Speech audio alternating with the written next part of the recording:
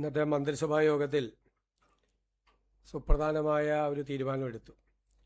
സംസ്ഥാന സർക്കാരിൻ്റെ ഇന്ദിരാ ഗ്യാരണ്ടി പദ്ധതിയുടെ ഭാഗമായി ആദ്യ മന്ത്രിസഭാ യോഗത്തിലെടുത്ത തീരുമാനം അനുസരിച്ച് ജൂൺ 15 മുതൽ പ്രായഭേദമന്യേ എല്ലാ സ്ത്രീകൾക്കും ട്രാൻസ്ജെൻഡർ വ്യക്തികൾക്കുമായി KSRTC ബസ്സിലെ ഓർഡിനറി സർവീസുകളിലെ ബസ്സുകളിൽ സൗജന്യ യാത്രാ സ്കീം ജൂൺ 15 മുതൽ നടപ്പിലാക്കുന്നതിന് അതിനുള്ള അംഗീകാരം നൽകാൻ വേണ്ടി തീരുമാനിച്ചു. ഇന്ദിരാ ഗ്യാരണ്ടിയിലുള്ള ഈ പദ്ധതി പ്രിയദർശിനി എന്ന പേരിലായിരിക്കും അറിയപ്പെടുന്നത്. വരുമാനം കണക്കാക്കിയിട്ടില്ല, പ്രായം കണക്കാക്കിയിട്ടില്ല, കണ്ടീഷൻസ് ഒന്നും ഇല്ലാതെ ആദ്യം ഓർഡിനറി ബസ് സർവീസിലാണ് ആദ്യഘട്ടത്തിലെ ഈ പദ്ധതി സൗജന്യ യാത്ര തീരുമാനിച്ചിരിക്കുന്നത്.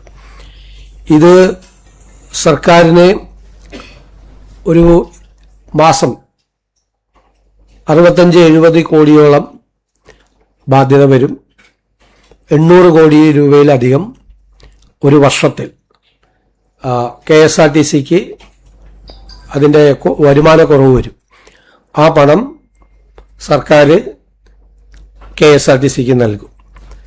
ഇപ്പോൾ KSRTCക്ക് 1500 കോടി എല്ലാ വർഷവും കൊടുക്കുന്നുണ്ട്, ശമ്പളവും പെൻഷൻ ഉൾപ്പെടെയുള്ള കാര്യങ്ങൾക്ക്. ഒരു മാസം 125 കോടി വെച്ചാണ് കൊടുക്കുന്നത്. അങ്ങനെ ഒരു വർഷം 1500 കൊടുക്കുന്നതിൻ്റെ കൂടെ ഇതിനാവശ്യമായ തുക ഏകദേശം 750-800 കോടിക്കും ഇടയിൽ ഇതിൻ്റെ തുക വരും.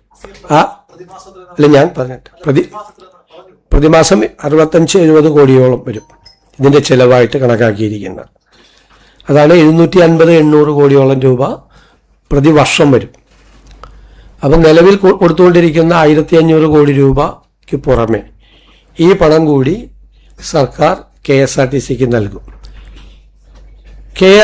KSRTC വരുന്ന 6 മാസത്തിനുള്ളിൽ അവരുടെ വരുമാനം വർദ്ധിപ്പിക്കുന്നതിന് വേണ്ടിയിട്ടുള്ള വിവിധ മാർഗങ്ങൾ ആരായണം എന്ന് അഭ്യർത്ഥിച്ചിട്ടുണ്ട്.